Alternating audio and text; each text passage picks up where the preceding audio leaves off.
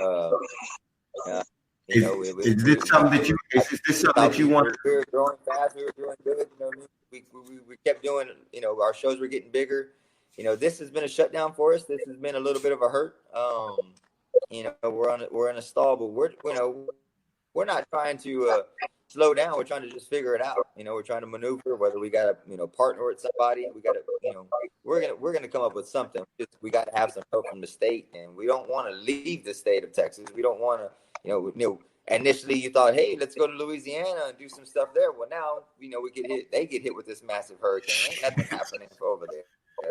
So it's really going to make it really difficult for us to do anything unless we can do it here in Texas, here in Houston, here somewhere close to home where our fighters' fans are and family is. And so even if it's live stream, you got to figure out how to stream that baby at a level that people are going to enjoy watching it. Maybe maybe we can find a smaller network deal. I mean, we've been trying to do everything possible to do anything that can get boxing back on the tube here in Houston and get our fighters fighting, but it's just it's been difficult. But it's one of those. It's something that we'll always be doing. It's one of those things. It's one of those things as a business as well. You're always telling your fighters to stay ready and be in position because you never know when the phone call is going to come and you're going to be needed. And I think it's the same thing with the business. Is you got to stay ready because it's I posted something yesterday. I think it was. It's the fourth quarter of the year is coming up, right? And everyone knows anything could fucking happen at the end of the year. Anything, shit can just start to open up, and you have to be ready. You have to be in position. You got to have your money ready. You got to have your relationships ready. That way, if they say, "Hey, fuck it," we're gonna lift the restrictions. If y'all want to put on a fight, you got a month or two before the end of the year. Shit, you got to be able to ready, and you got to be able and you got to be ready to put that show on because you want to get it in before. And we've seen it before. The crazy shit will happen in a financial year, the last month or two. So it's important to stay ready. There's no such thing in boxing. There's no such thing as boxing as get ready.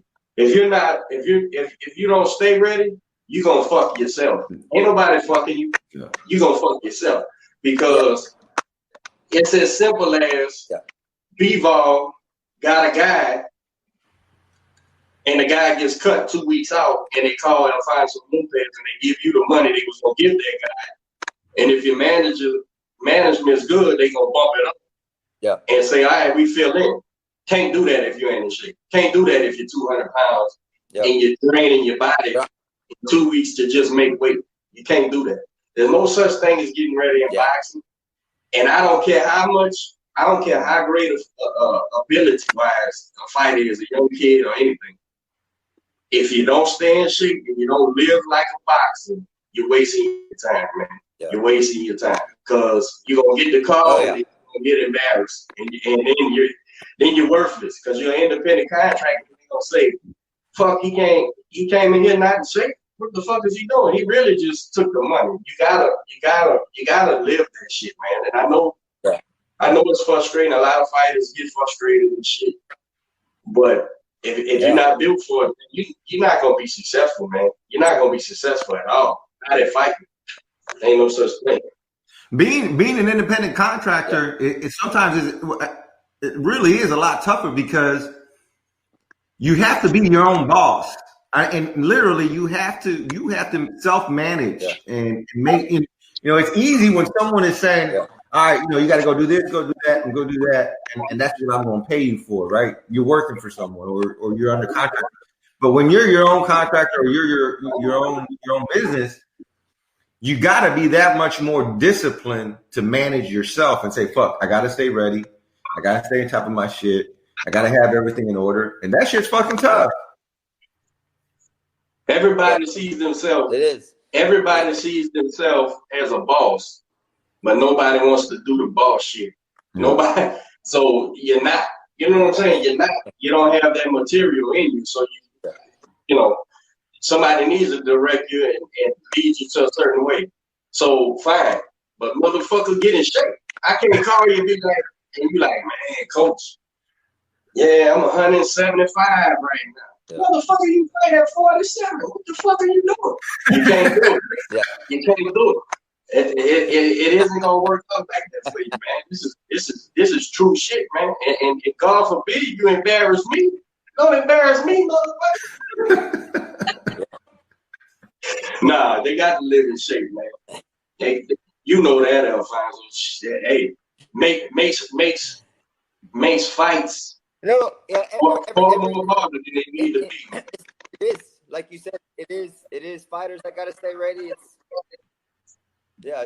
Fighters gotta stay ready, promoters gotta stay ready. You gotta have an idea of where you're gonna go immediately as soon as it opens up. We had to stay on our fires and say like, hey, just hang in there, stay ready.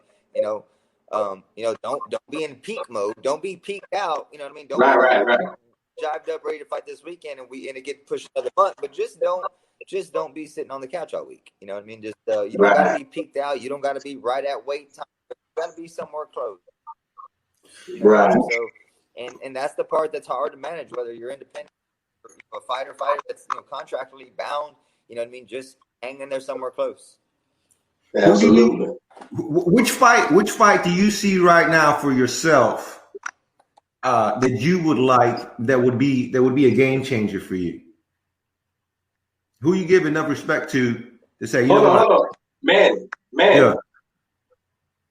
Hold on. One question before that, because I was thinking the same thing. First, excluding yourself, give us your top 3 light heavies. Number 1, 2, and 3. And then who you would like to fight. Okay. 1, 2, and 3. I would have to say 1 for me as a light heavyweight. I would say is better Biev.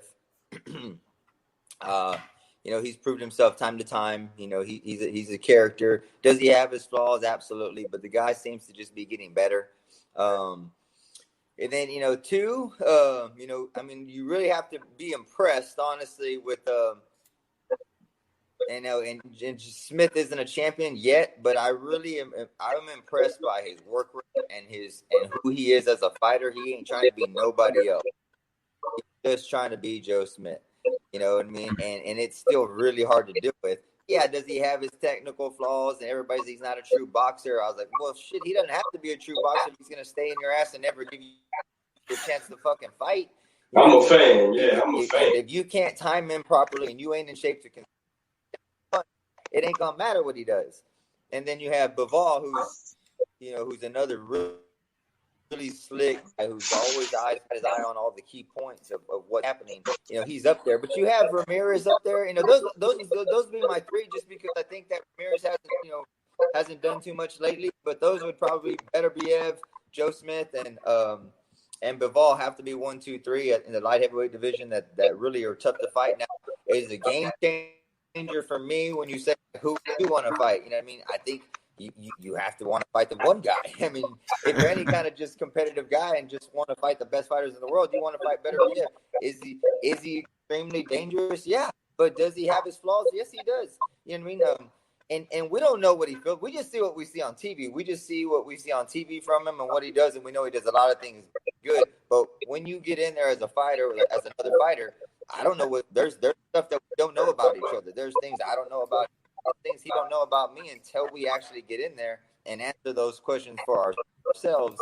But because of who he is and who he's been groomed to be and what he's proved in the ring and behind his promotions, he's the guy that I think everybody sees as the number 1 guy. He does have 2 belts, and he wins them impressively.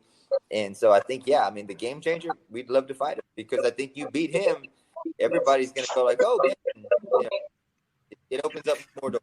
It opens up more doors and more opportunities. And what would that road look like to get to that fight? What would need to happen? Oh man, well he's got the IBF and he's got the the W titles. So we got to find a way to break into those. They have WBC hasn't updated their rankings. We did get that NABF title, thinking that we'd get somewhere a little closer to the 10. ranking system. So we're hoping that hopefully, maybe we've got to fight for another title, defend that belt, or we want to go to the IBF and try to one of their minor titles, their intercontinental belt or something like that. So that's kind of what I think what needs to be done. Or we got to find somebody in those top 10 areas and call them out and bring them to Texas and pay them, to come here and win and get us a little closer to being able to get that one spot. But I think that would be the route to have to get to those guys. Other than that, we're at the WBO. We're at 10. We can kind of wait that out and see how that plays out. Joe Smith's going to kind of wait for those other two guys to finish their, have to fight each other. He probably is going to be granted like some interim title. And then we're going to see, like, at some point, he's going to have to stay busy because of his contract, defending whatnot. And he's not going to, if he can't fight other guys, he's going to have to fight someone in the top 10. Maybe we get that phone call. Maybe we get that opportunity. So you got to obviously stay ready for that call on that end. But I don't know. I mean, it's just that there's so much up in the air that you got to be prepared for and got to be ready to just jump on. Is it the WBO vacant at light heavy, or am I misremembering? It is. It's vacant, huh? No, it's vacant. It's vacant, and they're doing that little, the number 1 and 3 were fighting, and Joe Smith and Alvarez were fighting. So now it was like a little tournament, I guess. Those two then had to fight each other to be the world champion. So whoever, I think, with the guy from China, and then not even sure where the other guys from, they needed to fight each other, but they're having issues trying to get their fight on just because of the COVID restrictions. So Joe Smith will be waiting. I mean, he can't wait. He won't be waiting long, but that's what I was saying. They might grant him, who knows, as the champion,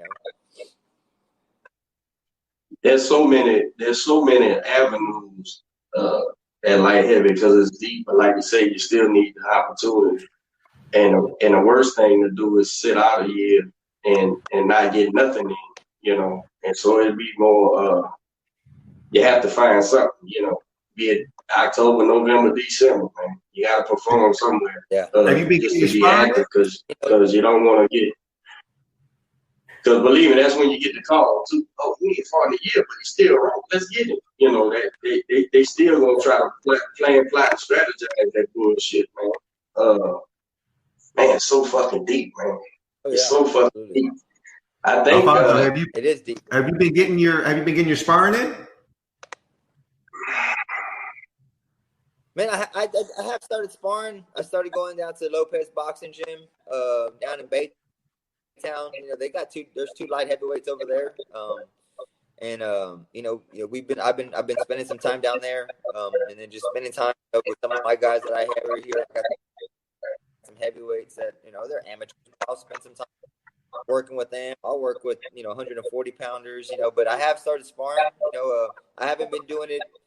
When there's nothing coming up, I don't feel that you should stress yourself to spar 3 times, 4 times a week. So I've just been doing 2 times a week just because I just need to see punches. I need to keep my reaction and my time, and my just relaxation on working on small things. So I've been going a couple times a week.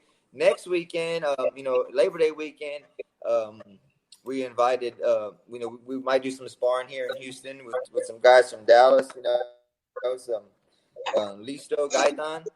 He may come down and spar with us. We're trying to, he's had fights coming up, and he's in the same situation. Really hard to find sparring up there for him. And so I reached out and I was like, man, if you guys want to come here, maybe I'd love to try to get up there one time. It's really more difficult for me to probably get there, but they wanted to come down and get some sparring in Labor Day weekend. So yeah, I'm easing into it. I'm not trying to beat the body up too bad, but I am easing into it.